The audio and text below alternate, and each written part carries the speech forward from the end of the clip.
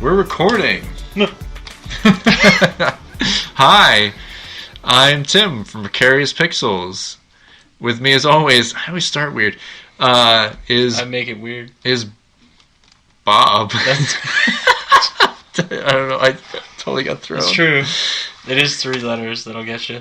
Yes, I just got thrown for a minute. Sorry, and I'm covering my mouth, which is good for an audio podcast. What are you talking about? Nobody finds that annoying. No one cared who I was until I put my hand over my mouth. Hi, as always, we're Precarious Pixels. I probably already said that. You might have. And a lot of stuff happened over this weekend. And we are 1 week away from the last Avengers movie ever. Just calling it the last one. Might as well. We're in the Endgame now, Bob. Okay. Endgame. Yeah, before Doctor Strange goes back in time and saves us all. Yeah, that's right. If that's what's going to happen. In we a don't DeLorean. know. Right now, nobody knows. In a DeLorean. In a DeLorean, I would pay twice as much to see that movie. Well, then you better get tickets for IMAX, because it's going to happen. IMAX 3D. Doc Brown shows up and he's like, Doctor Strange, Doc Brown, you got to do something about your kids. That's it. That's it. Doctor Strange's kids. Yeah. He's like, what about my kids? That's it. And then that's how the Avengers end. That's it. That's all that happens for 3 hours and 2 minutes. This beast of a movie that has, who knows what's going to happen. The whole time he's just trying to put on his new shoes. He doesn't realize that they lace themselves. Oh, nice. And his new cloak dries itself. Yeah. That's right. That's what's going to happen. They're not going to be able to get the original girlfriend back. That's right. And then he's going to narrowly get out of sleeping with his mother. Yep. Several times. Several times. His grandfather's going to hit him with a car. He's going to go back in time, and when he comes back, Tilda Swinton's going to own the world's biggest casino. Wait, Tilda Swinton is the Biff? Yeah. Why is Tilda Swinton the Biff? Oh, why is she? She's not the villain of that series. I beg to differ. I think it's going to be, what's his face? 12 Years a Slave. I can't think of how to say his name, but everybody calls him Chewie. Oh, no. If anything, it would be Mads Mikkelsen. No, that's true, Mads Mikkelsen. But he's dead, so it's Tilda Swinton. Okay. Chewie's the mayor. Oh, the mayor. Mayor Goldie Wilson. Mayor. That's right. I'm going to be mayor. The re-elect Mayor Goldie Wilson. And then in the future, it's like he owns like a car dealership. I was like, it was the mayor. I don't know if there's a step up or a step down. It depends on the car dealership, I guess. That's true.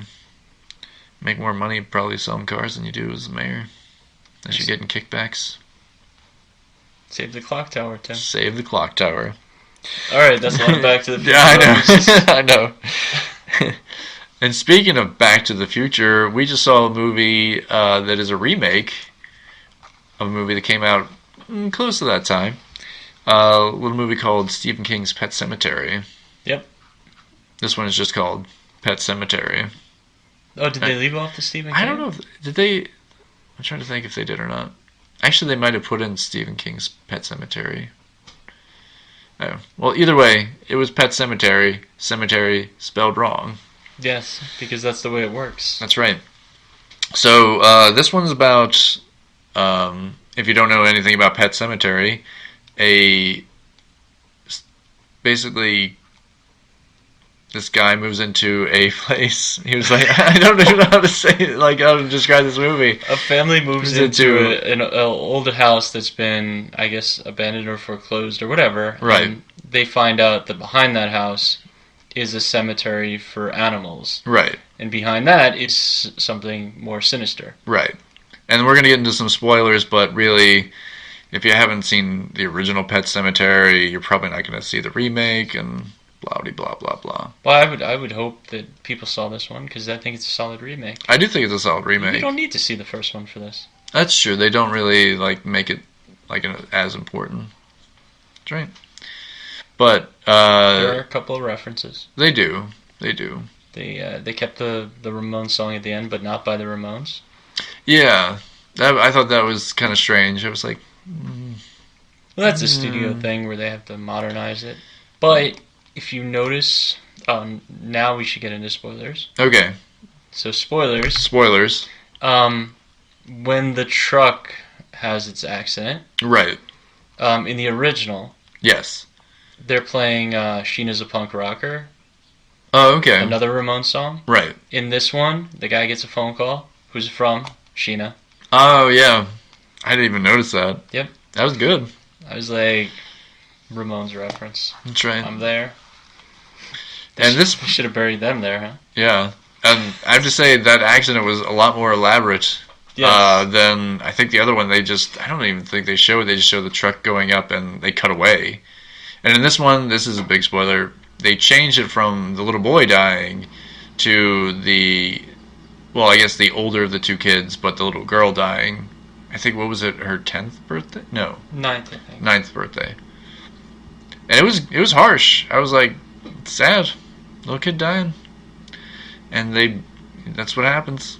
But before all that, the cat gets killed, and the father buries the cat with John Lithgow in, well, I think the original was like they called it Indian Burial Ground, but in this one they just call it like Micmac, I think it was. Micmac? Yeah. Very important. Yes. But in this one I think it was, they just say it's like just the ground is rotting there, or something is bad there, but it brings things back to life. And they always come back wrong, and there's also reference to the Wendigo in this one too. And they kind of show it, sort of, not really. They show like a picture of it, like an illustration of it. But they show a silhouette moving when they're out in the woods and they hear noises. Right. So it could be. It could be the Wendigo. Or it could just be a Zambambo. Yeah, it could be a Zambambo. Yeah, but anyways, I don't know, it's weird. Like, I feel like both times they went there, it was like storming. Yes. Well, maybe it's just storming on the other side. Yeah. But it's really strange. And you have to dig, you have to dig it with your own hands. Yeah. Nobody else can bury them for you. Right. Because they belong to you. Right. Which leads to the ending being what it is. Right. But we should continue what happens in, I guess, the movie first. Right. So, I mean, the basic premise is after he buries the cat, and then the rotting land or whatever comes back, but it comes back all mean, bites people, and then he tries to lose it, like takes it to the middle of nowhere, and apparently found its way back. And little girl sees it on her birthday party and runs out there and tries to get it, and a truck driver basically like hits her. Yeah, he swerves. He swerves. The brother. Does he swerve to avoid the brother? Mm-hmm. I'm trying to think. Oh yeah, the brother's in the road. That's the whole thing. That's why the thing's so elaborate. Is they set up the little boy dying again. Right. But in this one, it's the older girl. Yeah, she goes to grab the cat, and the cat's like in the middle of the road. Yeah, it's almost like the cat was drawing her there. Yeah. But would it? Maybe. Because it is evil at this point after it comes back. But it's only evil to anybody that's not the dad. Is that how it works? Yeah. Because I thought it bit him too. It bit him, but only when he tried to take it out. Okay. Because the John Lithgow character says something like, they belong to you now, or they're yours now, or something like that. Right. So I think the implication is that they're committed to that person in some way. Yeah. And this one, something else that they kind of added in that I don't remember, that might be probably in the books, but it's the mother is having like nightmares about her sister and like accidentally killing her sister. I think it was Kinda. a scene even in the original. I But I don't think they say her remember it. killing her. Yeah. Or they might, but they don't show it. Yeah. This one they kind of show it, like, Yeah. and then like her sister kind of like saying you're gonna end up like me kind of thing, because I guess her sister had like problems, like, not exactly sure exactly what you call it, but some sort of version of maybe MS or something like that, where like her severe back problems and like pain and so forth, where she had to be like taken care of full time. Yeah, and the parents leave her with the sister. And Right. she's afraid of her. Yeah, and instead of like taking the food up to the sister, she puts it in a dumbwaiter, and like, and apparently the dumbwaiter was broken or something. I forget like the Yeah, whole and the sister reaches in and falls. Right. Yeah. And that's the end. Yeah. Of her. Of her, but the mother is like keeps having these nightmares about the sister and so forth. And then of course then what happens is like after the kid dies and then the father tries to bring it back and like all that stuff happens, it's just a real mess of things, because the girl comes back, but she of course comes back a little bit weird and wrong and stuff like that. Well, I think there's something inside her is what they're going for with this one. Oh really? I think it's a demon. Oh, they're saying it's a demon, but it seems like it knows who she is. It's inhabiting her body. Right. But look at the scene where she attacks John Lithgow. Okay. She pulls the mask up, and it's his wife's face. It's his wife's face. So I think that there's a demon that burying them in that ground there causes the demon to overtake them. Right. Which could be the Wendigo itself, even. Yeah. At that point. Yeah, and they definitely make. I think there's even like a reference to the Crimson King or something like that. Probably. From like the Dark Tower series, like there's like carvings on the trees in that land or whatever, and apparently they were made by the Native Americans. They said that lived there, but like moved away because they obviously saw this place was cursed in some way. But I think the symbols that they carve is like, I'm pretty sure I've seen that in other places where that's a symbol of like the Crimson King. So it's like something maybe to do with the Dark Tower. And maybe he is like a part of this one too. How about the other change where he's going to bury her, but he knows that Lithgow is going to try and stop him. Oh yeah. So he doses him. He knocks him out. Yeah, because I don't remember that happening in the original. No, it didn't. Like that, there were a few. So, in the original, that needle that he takes to the cat, right? He uses that. In the original. Oh, okay. He doesn't stop. They lift it out of this one. Okay. And in this one, it's like he doses Lithgow so he can go out and bury his daughter, because otherwise he knows Lithgow would stop him. Right. But I thought the best description of it was that even though he knows it's going to come out wrong, he can't put it out of his mind. So Lithgow, the reason he helped him bury the cat was because there's something drawing him there no matter what. Like, it's just, he can't stay away from it. Right. And it might even be implied that he buried his wife there. Yeah. Because she said something about what you did to me. Yeah, that is kind of the thing that was kind of strange.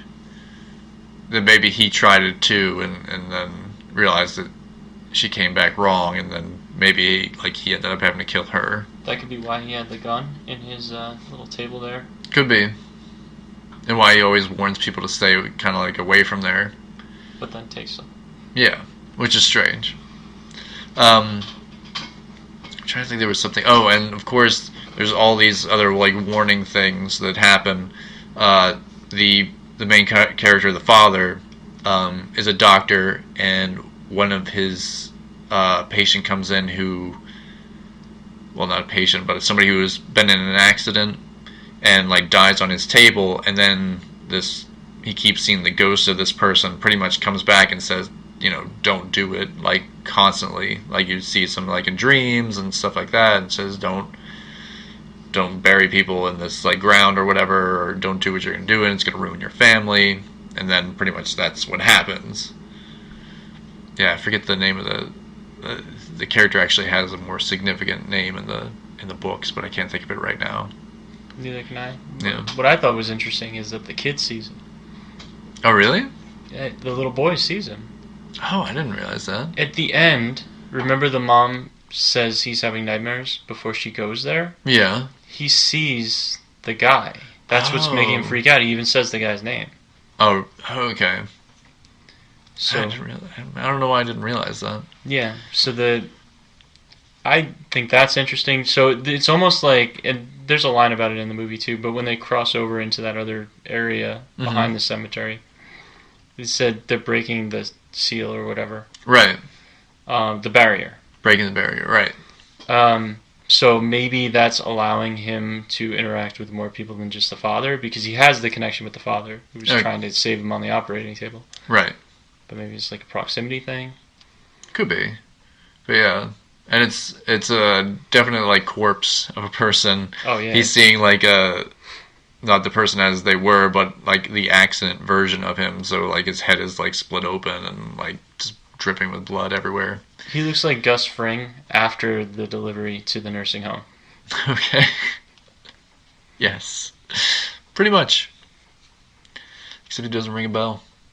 That's true. Yeah. Well, Gus Fring didn't ring the bell. The other guy did. Right.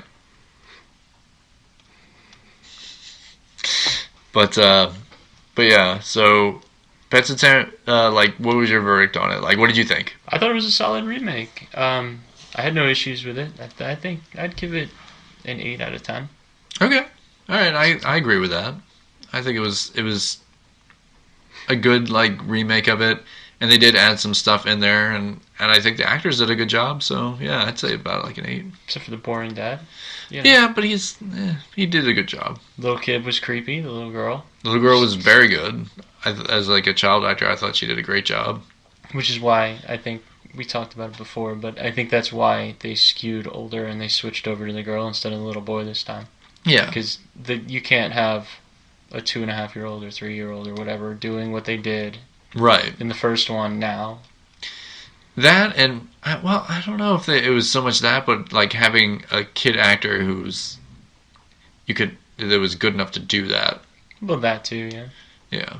Because I think that even the kid that they used, he was like a little bit older, but he looked younger. I forget who it was, but yeah, I think they did a good job with it, and it's a solid, like, remake, but, added some stuff to it. So, definitely good. But we saw another horror movie we can finally talk about. Yes. And that is Us by Jordan Peele. And it was awesome. Yeah, I liked it a lot. And I know there's, like, divisive reviews. Yeah. But I think that has to do with the basis for the movie. Which It's true. they pretty much tell you what's happening 5 minutes into the movie. To some part. To some degree, yeah. And the very beginning says something that if you're watching it, you're just like, wait, what? Yeah. It doesn't have to do with anything based on the trailers. Right. And then it has a lot to do with everything. Yes.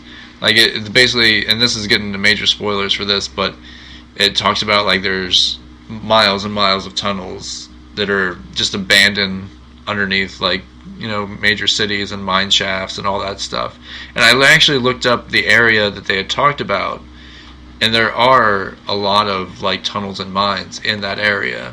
So it even kind of makes sense. It's almost kind of like he pulled from something that's actually, like, a true thing that's going on. So there could be people who are copies of us so sorry. living underground. Must be very bored. I know. I keep thinking about that. I was like, I sleep a lot. It must be really boring. Like, what if they wanted to do something, but I'm sleeping? Well, that's the whole thing. So, they kind of hinted what they're doing, but what are they really? What's their purpose? Yeah, they didn't really say what they. Well, they kind of thought it was like an experiment to control people above ground. So you think they were trying to reverse it? Like, reverse it so that they can control from the tunnels. The people below. Right. Using them. Yeah. Like, you'd be able to control the people who are living their lives above ground. The tunnel people would eventually... They'd find a way to, like, control, or maybe they were just studying that in that way, but then just abandoned. That was the other thing I didn't get, was like, oh, we just abandoned them in these tunnels and just gave them a bunch of rabbits that they eat.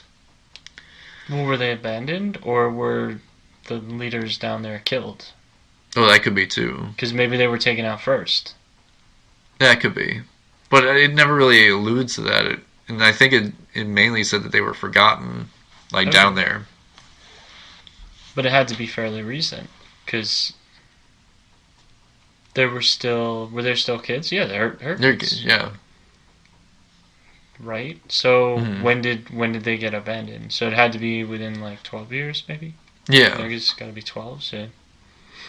Or maybe they've just been living that way for so long. I mean, it said that everybody had gone crazy, kind of, down there.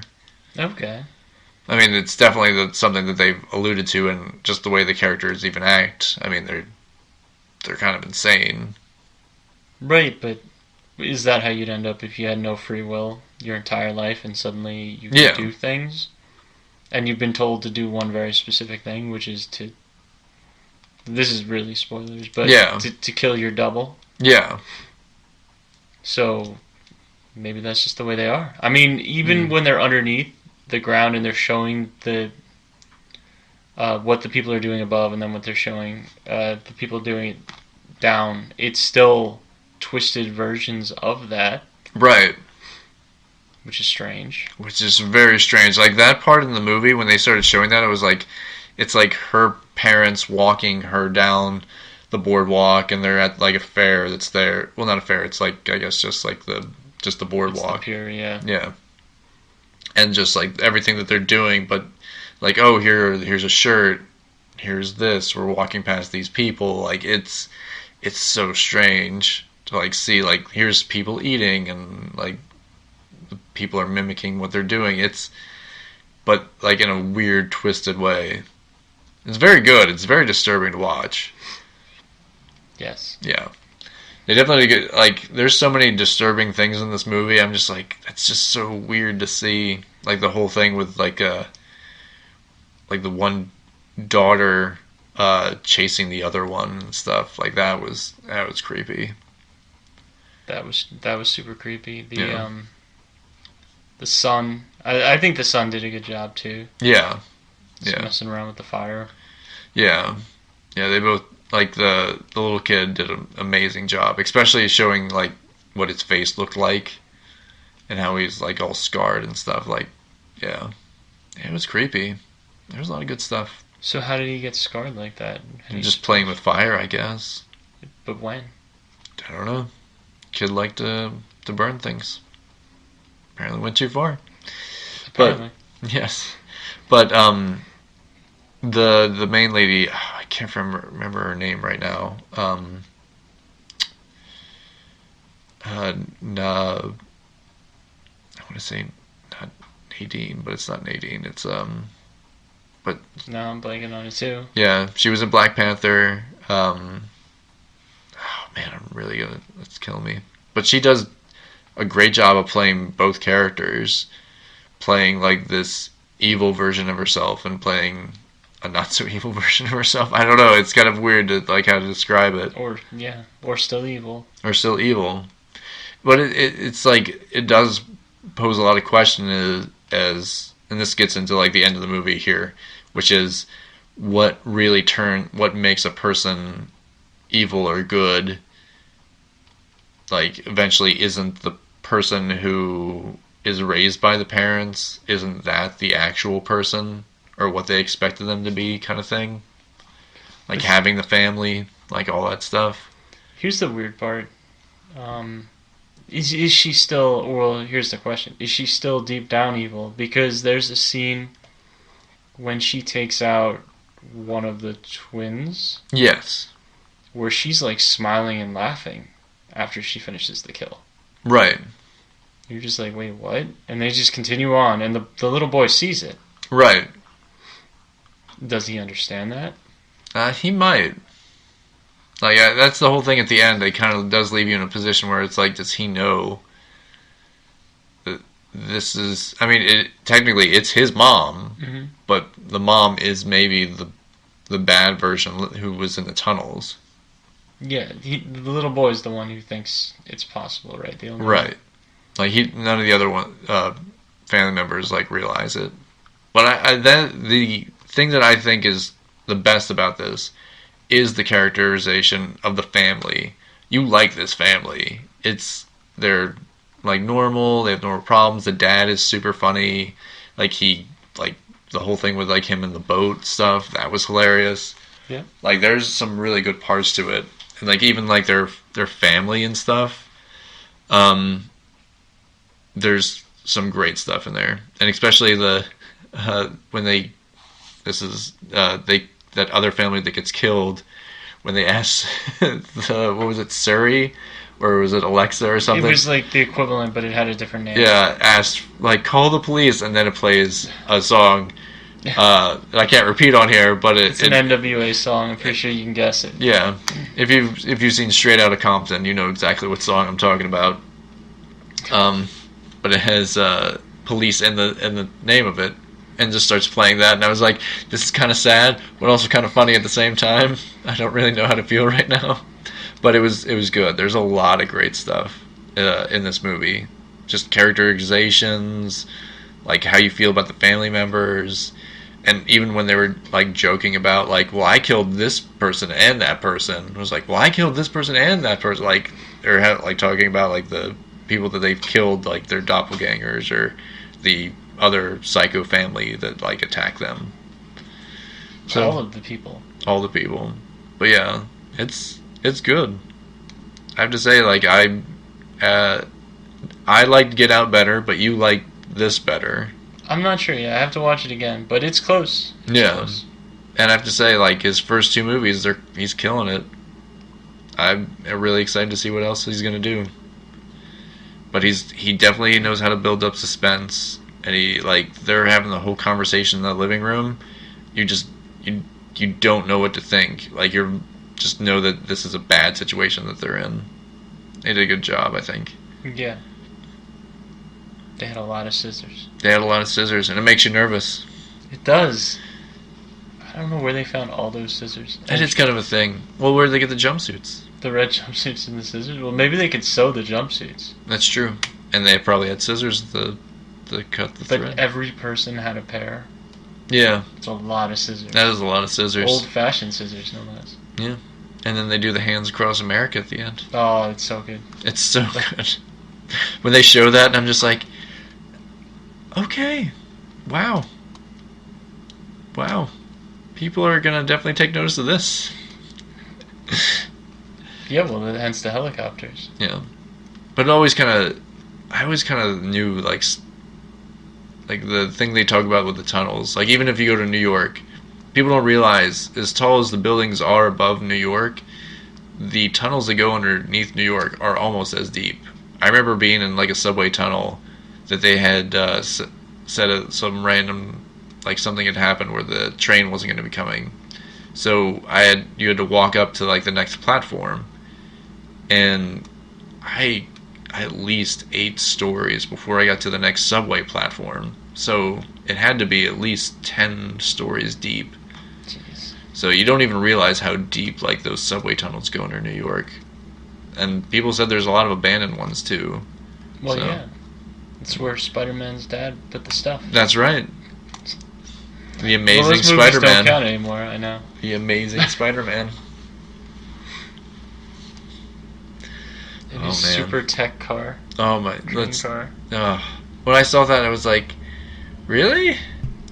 Yeah, Amazing Spider-Man. Was that the first one that had the train car? I think it was the second one. It was the second one? The second one starts out with like the plane crash, right? Or is that the first one? Maybe it's I forget if it's the first one or the second. No, I think it's the second one that starts out with a plane crash. Yeah. Which I always thought was weird because I think they only allude to that much later in the series, like in the comics even, that his family might have been S.H.I.E.L.D. agents or something along that, or... Well, no, they're not S.H.I.E.L.D. agents because that's a different studio. Exactly. Sony can't do S.H.I.E.L.D. agents, but it's like they found out something they shouldn't have found out. That movie was so ridiculous. I was like, What does this have to do with Spider-Man? It's a kid. Where's Dennis Leary? Yeah, he was one of the better parts of the first one. He was. I was surprised that they did kill Gwen. I was like, they're not going to do it. She's going to go off to England, and that's where they're going to leave it. And I was like, oh, no. They're going to snap her neck. I was like, did it exactly the same way, except not over a bridge. Maybe they'll do that in Spider-Man Far From Home. No. What, would kill Mary Jane that way? Well, you mean Gwen. What? You mean Gwen. Gwen? Do they have a Gwen? They don't have a Gwen, right? No. Do they? But Mary Jane has Gwen's personality, so... It's true, a little bit. Not 100%. No. It's not MJ at all. I don't know. It's a little bit MJ. They've kind of changed MJ over the years. She's not quite... Like, I remember in the comics she was kind of just like the party girl. And Gwen was kind of like the more scientific one. And then they've slowly changed Mary Jane into like the reporter. Like if you played like the new games, right? She's kind of like a reporter, right? A little bit. Yeah. So maybe that's where they're going to go for this one too. Maybe she's going to be more like a reporter. Maybe. But we're getting way off topic here. We had so something else big that happened over the weekend. They had Star Wars Celebration. They released the new Star Wars trailer and gave it a title. So Episode 9 is going to be called Rise of the Skywalker. Which, the trailer looked good. I mean, it's typical J.J. Abrams. He gets you excited. Like, he knows how to get you excited. Like, oh, there's all this crazy stuff's happening. And Kylo Ren is stabbing people. And Rey is jumping and flipping over a TIE fighter. And all that stuff. So, yeah. Shows you a little Lando Calrissian flying the Millennium Falcon with Chewie. So, and the big thing reveal at the very end, they find a crashed, I'm guessing it's Endor, a crashed part of the old Death Star, and then you hear the Emperor laughing. So, Emperor might be back, or Ghost Emperor, or something like that. So I had read a really interesting fan theory about what's going on in Star Wars. Okay. Alright, bear with me. Alright, go ahead. This is the twist that somebody thinks is going to happen. Alright. Rey is a clone of Luke made from his severed hand. Oh. Wait. Okay. Hence, she has no parents since she was a clone and was grown. Okay, but why isn't she a boy? Wait. Okay. That's why she has a natural instinct for the Force and why she has gravitated towards things from Luke's life, like living in the undercarriage of the AT-AT and kept an X-Wing helmet and X-Wing pilot doll. So she has some of his memories. Okay. But I don't know why she's a girl. So maybe this is like us, and she was raised in a tunnel.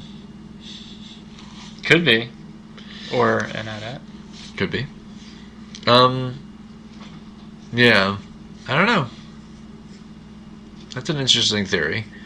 I've heard another theory that, like, the Emperor had manipulated it, like, her, like, that she would be born or whatever. Because that's what, there's, like, a thing with that as well, where I guess that's how something happened with Anakin, that his birth was also brought about maybe by the Emperor. And that's why there was no father or something like that, and like he's actually, that's why he always kind of has a little bit of a dark side to him. It could be. Right. Could be that. Could be a lot of things. The title is kind of weird. Rise of the Skywalker. Some people kind of theorize that that's what they're going to end up calling the Jedis from now on. They're not going to call them Jedis anymore because people don't know that name and they don't know what that means. But they've heard of Luke Skywalker, so people that can use the Force like he could. They're Skywalkers. So it's kind of like when like Jesus Christ, and that's where Christians took their name from, was Christ. So that's kind of maybe along those lines, but I don't know. Or it's going to be about Kylo Ren becoming a Skywalker, redeeming himself or something. But yeah, because he is one. I don't know. I just don't know. I saw Carrie Fisher though. I was like, Carrie Fisher. Computer animated Carrie Fisher. It's not. It's not? It's footage from the first movie that they didn't use. Okay. So they said they wouldn't do that, and they've held to that. So it's actually Carrie Fisher. It's just not from the last movie. So it's from The Force Awakens. Okay. Yeah. Which makes sense. I was like, oh, okay. She's hugging Rey. It's probably after like Han Solo died. They Makes just sense. didn't use it. Which I'm glad. I don't want to see Uncanny Valley Princess Leia. It's just too weird. Yeah, I get it. Yeah. She'll be CG in the next one. She'll be CG in the next one? You think they're going to do CG? Yeah. Yeah. They'll call it Episode 10, The Fall of the Walker Sky. Walker Sky. Yes. It's perfect. So that's a Death Star on that planet, huh? Yeah. Part of it. Hmm. You didn't see the big old ring thing? No, I did, but my question is, what was inside it? The Emperor. Do you think he's just going to get up and start dancing around? I think he is going to dance around. I think he's been living on Endor, and he's been roasting Ewoks, and that's how he stayed alive. He's like cooking Ewoks and eating them. Or Porgs. Or Porgs. Well, no, Porgs wouldn't be there. It's my dog drinking a ton of water. It's not a ton. Ton of water. Too much water. But yeah, so that was the big thing that they showed that trailer, and Jon Favreau came out and premiered his a little bit of a teaser for his Mandalorian show that's going to be on. I guess that'll be on the Disney Plus. Yeah.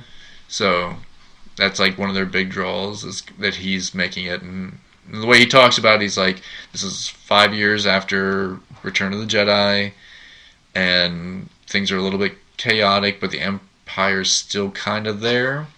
It hasn't completely fallen apart, and this character is from like more of like the underworld or whatever. So he's like a bounty hunter and that kind of stuff. It could be cool. It could be good. I think it'll be more like Rogue, like that Rogue One kind of sensibilities to it. Rogue One was good. It was, and I love the guy they have playing the main guy. So I think it'll be a good. I think it'll be a good series. Who's playing the main guy again? It's I can't remember. They called him the he was in Game of Thrones. He was the something serpent or whatever. He was the guy who fights the mountain and then gets his head crushed. Oberyn? Oberon, yeah. I forget his actual name. But he I think it's like a sand serpent or sand snake or something like. I forget the name they call him, but basically a guy who I don't even know if they're going to show his face through most of it. It seems like he's going to be like covered for. They just show him in the helmet and stuff. So okay, yeah, Carl Weathers in it. I'm happy. Apollo Creed. Yeah, he'll be punching things. Yeah. But he's in it. They got Taika Waititi's going to direct stuff. Jon Favreau's directing it, and he says he wants it to be like, hey, if you love Star Wars, you know, you'll really love the stuff that we're putting in here. But if you're a brand new person, kind of like he was talking about when he did Iron Man, it's like anybody's can like see this and like enjoy the story, kind of. So I don't know. I'll definitely probably watch it. I think it's probably going to be only 8 episodes or so. So, but it looks big budget. So good stuff. Yeah. And I'm excited. Yeah, and then they also premiered the Jedi. What is it? Jedi Fallen Order. Jedi Fallen Order. The new game. Which is going to be the new game. Showed a lot of the CG cutscenes. They did. But they didn't show a lot of gameplay, which I'm just like, until you see the gameplay, you don't really know what you're getting. So they had a really good they had a really good implication that there's going to be things like wall running. Yes. Which I'm not 100%. I don't know. And then there were some problems with the CG. Like not everything looked great in that trailer, as I'm showing Tim right now. That's actually from it. Yeah, there was definitely some stuff I was like, it doesn't really look like anything that fantastic. So that would imply that they're doing assets for the CG trailer. Right. So it's not necessarily So it's not necessarily just a CG, like it's actually in-game assets that they're using to make it. Right. Which would be good. Yeah. It doesn't look great, that one, but yeah, exactly. The rest of it looks good.